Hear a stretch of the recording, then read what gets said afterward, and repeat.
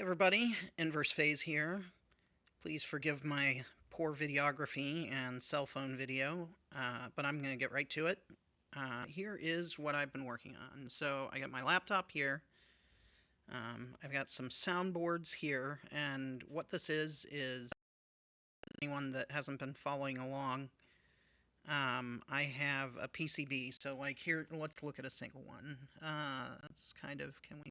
There we go. Maybe, sort of. Eh, whatever. Point is we have a single soundboard here with a dip socket in the middle, and the dip socket can accept any sound chip that will fit in it or be adapted to it. And then over here, I have an AVR. It's an Atmega 32U4, kind of like an Arduino, but not really, that can drive this board and basically take stuff that gets sent from the USB jack right here and just fire it over at the chip. So the rat's nest of wires on top is basically because the socket is not actually connected to the AVR directly. I want this board to be universal so I can put any chip I want on it. So if you reconfigure the wires, you reconfigure for a new chip. Ta-da! Up here, other interesting things. The white things are LEDs. Right here we have a crystal, which in this case on this board is soldered on, but you know, like if you look over at this one, you can sort of see that, well, it's not very bright, but you know, that one is soldered on, this one is socketed. So you can just, you know, you can switch out crystals, you can switch out the chip in the middle.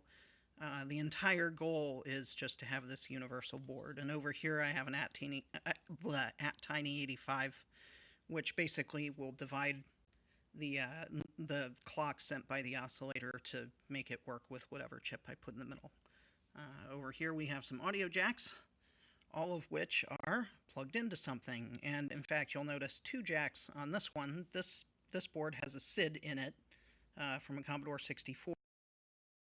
The jacks is input and the other one is output. Maybe I will talk about that a little bit later.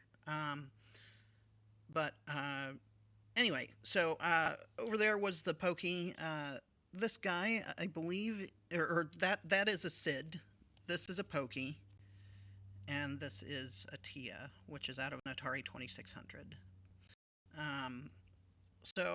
Over here I've got this cute little microcube, right? And go ahead and power it on here. There is a software side to all of this, right? Because like now that I've got these, the number one question that I get is, ooh, does it support MIDI? Well, no, it doesn't. In my opinion, MIDI adds latency, and I don't really want to deal with that. And plus, I'm a tracker kid, so I am writing a tracker from scratch that will send data to all of the registers on the chips directly, thus giving me the highest speed, which you'll see in a second. Spoilers, it's not very fast yet. All right. So I'm a tracker kid, so let's talk trackers for a second. Here is the tracker that I have written. Obviously, you start it with tracker, and is actually called CTM because that is a food that has powered me through all of this. We can call it chip and tracker masala or something like that. All right, so if you look in here, let's see if we can get some focus. Just looks like your average Fast Tracker 2 clone, and yeah, that's just fine. But then we've got these USB cables over here, and we've also got an interface that we can write some stuff in. So let's write, you know, a magnum opus here, which is really gonna just be garbage, right? Oops, I can move a cursor around, right? So obviously this was not necessarily my best work, but that's okay. We'll just send it to the client and see if they like it. So entering some volume values here, and how about maybe, you know, like an instrument 1. That sounds great. So if I hit play on this right now, oh, nothing happens because, well, we don't have any boards plugged in. There's no audio in this app. Everything controls these guys, right? So let's plug whatever this cable is. I don't even know if you can see it. Oh, hey, and some things happened.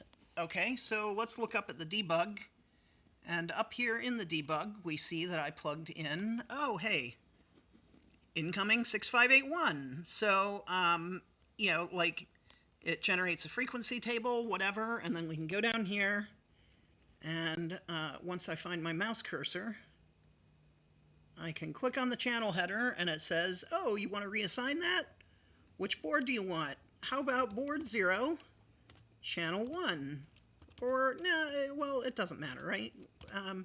Channel 1. So now if we play my, my clearly a magnum opus, that's what we get, right? Not, again, not really the best thing, but hey, what if I have this other plug here? Where does it go? Well, it goes to that board, right? So now we've got 2 of the boards, and we've got some more incoming stuff, right? So let's you know, you can see that we have a new board. Let's go ahead and reassign that. Now we have a 2600 in the list. I would like to use that 2600. Board 1, channel 0. So then we can play the same track. And it goes out to the other board. But what if I want to, you know, say use both of them at once? Well, you know, like, I mean, we can, oh, you probably can't see that. I'm sorry. But, you know, here, let's look at a board initialize when it gets plugged in. There we go. And so now we get both of those boards in the list again, right? So, so now we've got some new boards in the list, and Hotplug isn't that gorgeous yet, so it thinks there are 4. It doesn't realize that the other 2 have been unplugged. Also because we haven't tried to send any data to them. So let's go ahead and assign to board 2, channel 0, and then you'll hear, you know, right? But then we can go over here to our magical SID, which is now board 3. Send that to channel 1 on board 3. So now we've got a dual Atari 2600 SID track. And let's write another clearly more complicated, sure, it looks like it might be sound kind of like chopsticks maybe, right? Set a volume value up here, maybe an instrument like 2.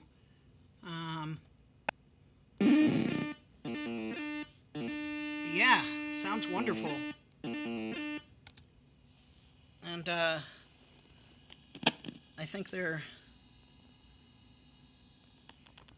yep, there we, oops, we're not at the top. That's kind of where we're at right now. Obviously the tracker is not fast, and it needs to be. I need to get better at writing threaded code, and I need to get better at a lot of things, but for now we have a proof of concept. We have 3 boards. Oh, well, I didn't plug in the 3rd one. Let's see what happens. There's board 3, all of them plugged in, and you can see chip type 5200, so that's my Pokey. So anyway, I've talked long enough. There will be music samples posted to my Patreon. I want to thank everyone that is currently supporting me on Patreon, because they are really enabling me to do this and get this development done. And I want to thank CN Lore, who also has a Patreon and is an embedded systems wizard who helped me design these boards and kind of figure out this entire solution when I told him what I was working with. So There's one last shot of CTM, and hope to see you soon.